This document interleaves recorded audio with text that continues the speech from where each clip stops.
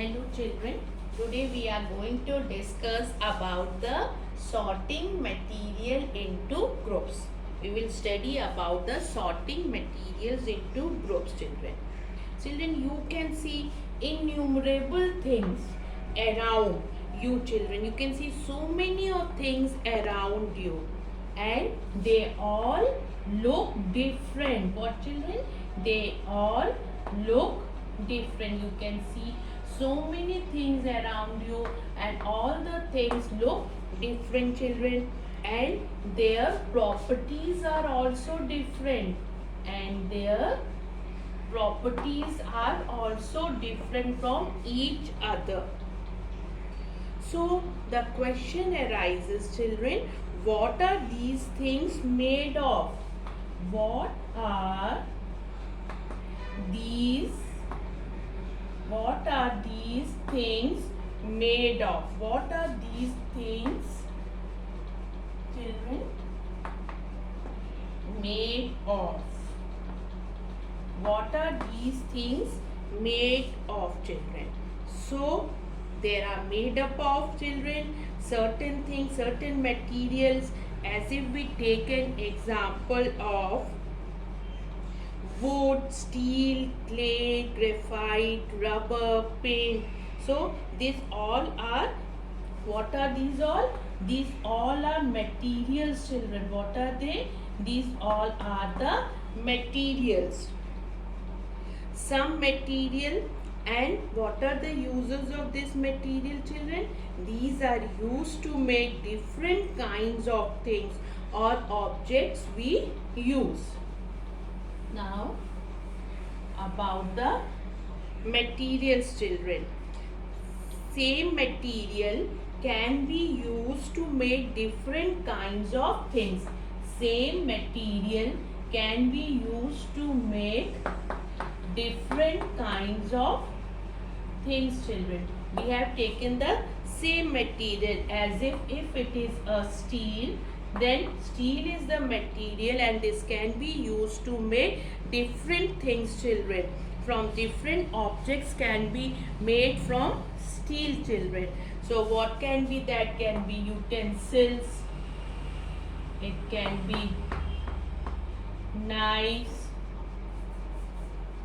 it can be children, it can be knives, cars, bridges. So these are the, what is the material? Steel, and from the steel the different things can be made children. Okay, now children, same object can be made from different kinds of material. Okay, same object can be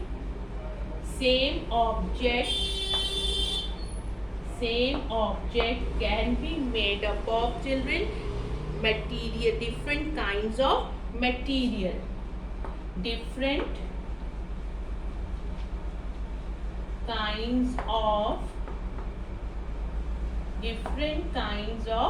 material. Same object, which is same object, but the different kinds of material can be used to make the same object children. For example, we have to make a tumbler is the object. Now different materials can be used to make this tumbler children. It can be glass, with the help of glass also we can make, with the help of steel also children, with the help of plastic also. These are the different materials and the object is tumbler. Now children, several objects can be made from a combination of several materials. Now the third point is children, several objects can be made from the combination. Several objects can be made from the combination children of several materials. Combination of several, by the combination of several materials. As if pencil children, it is made up of wood, the lead, which is combination of clay and a substance called graphite, and paint. If we take the example of pencil, children, so what all materials are used to make this pencil? It is made up of wood, the lead, which is combination of a clay and a substance, that is known as graphite, and paint. After that, children, we are going to discuss about the how materials are alike.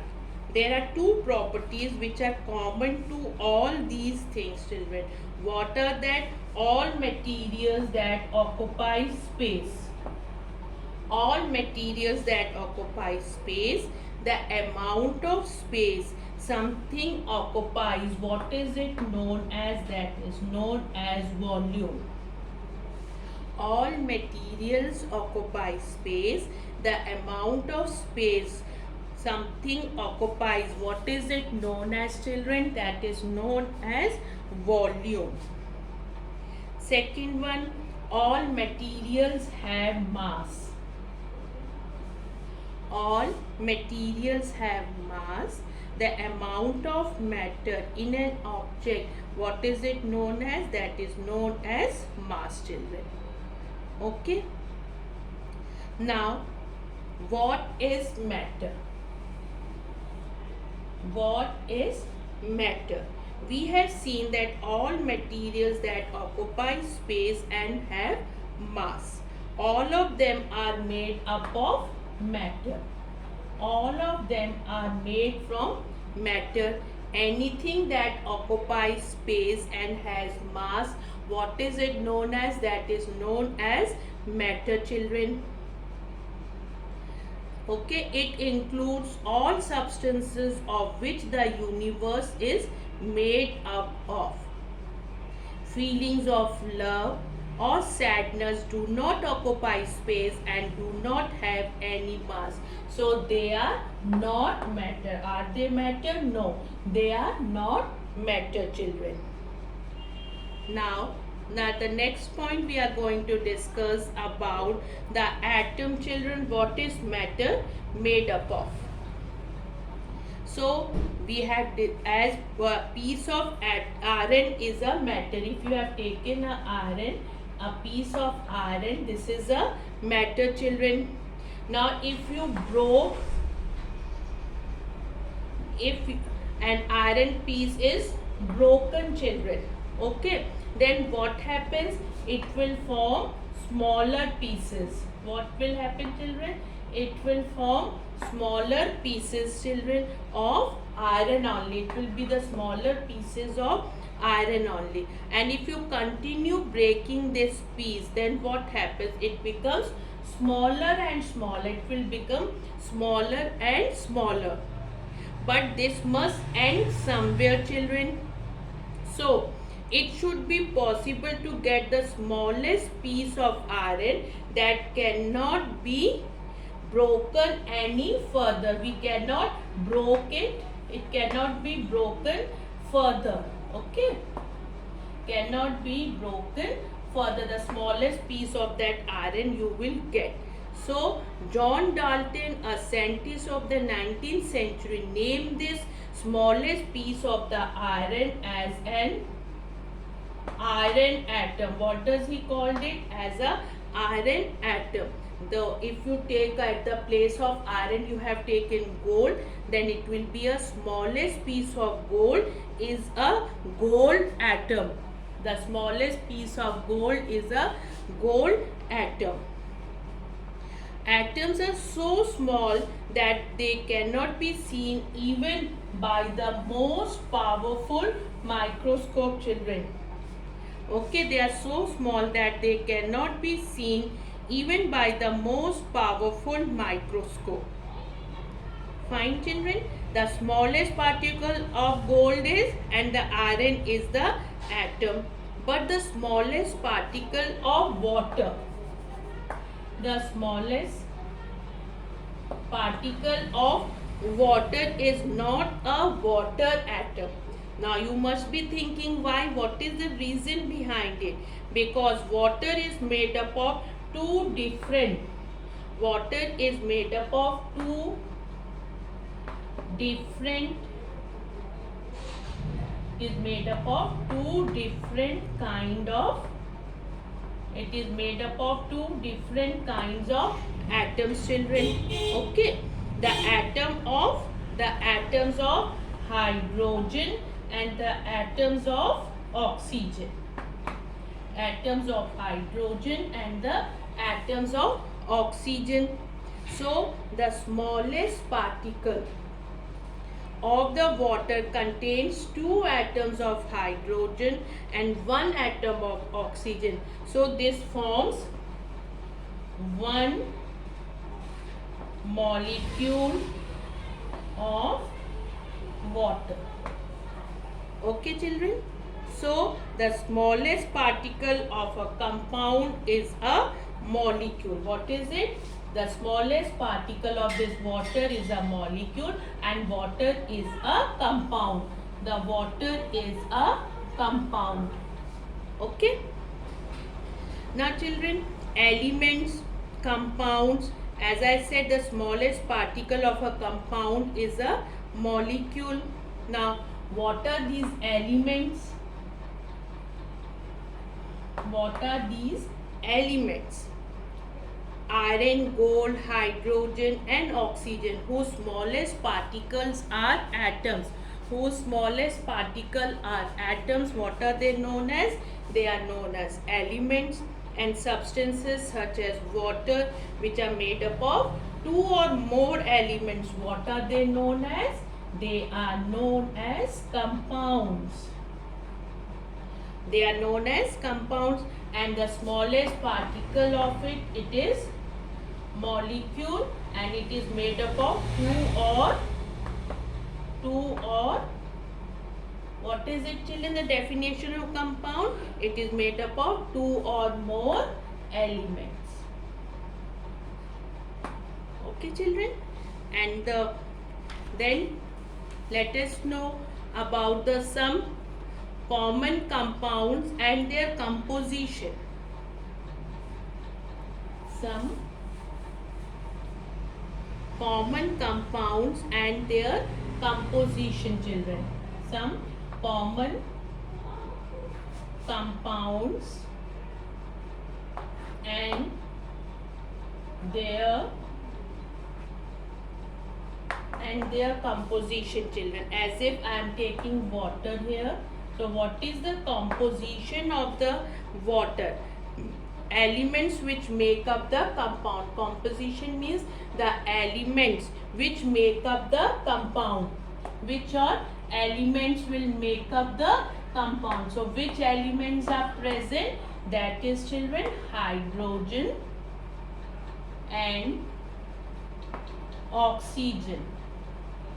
These two elements are present in the which compound? In the water. So this is the composition of the water. Now if we take a sugar, children, now the sugar, which elements are present in it? What is the composition of the sugar compound or elements? Which elements make up a sugar compound? That is carbon, hydrogen and oxygen. Okay, children. So there are about 118 different elements. 92 of these occurs naturally on the earth. Some and the others have been made by scientists in the laboratories. Okay. Now children, as you know that thousands of words can be made from just 26 letters. In the same way, atoms join together to make molecules. Atoms join together to make molecules, children. Atoms join together to make molecules. Then millions of different molecules can be made from these 100 different kinds of atoms. Okay, millions of different kinds of molecules can be made by these atoms, children. That is why we are able to see millions of compounds all around us. As I have told you, sugar, chalk, water, salt, these all are the compounds. But their molecules are different from each other. Their molecules are different from each other. If you talk about sugar and salt, sugar is sweet in taste, and but the salt is salty in taste. So this is the difference in the molecules, is the reason why salt is salty and the sugar is sweet, children. You can take this example also, children, as the atoms of two gases, that are hydrogen and oxygen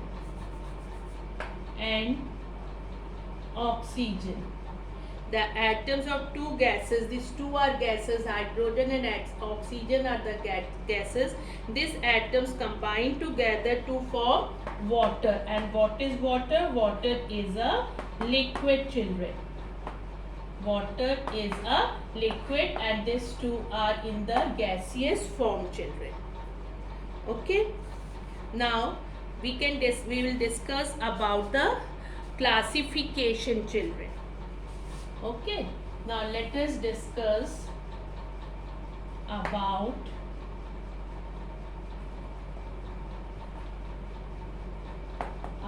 classification. Grouping together things with similar properties is called classification, children. As you see the things around you, there are thousands of things are there.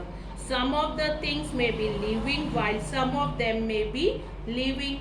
They may be of different shapes, sizes and colors, children. They may be made up of same of different materials. So grouping together things with similar properties, that is known as classification.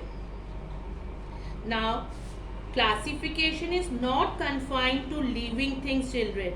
Non-living things can also be classified in various ways. It can be done on the basis of what they are made up of.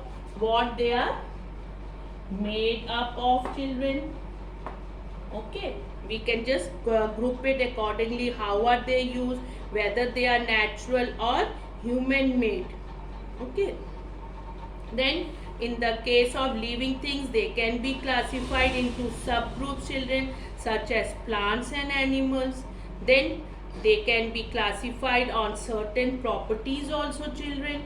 Animals can be classified into groups also. So this way the classification can be done, children.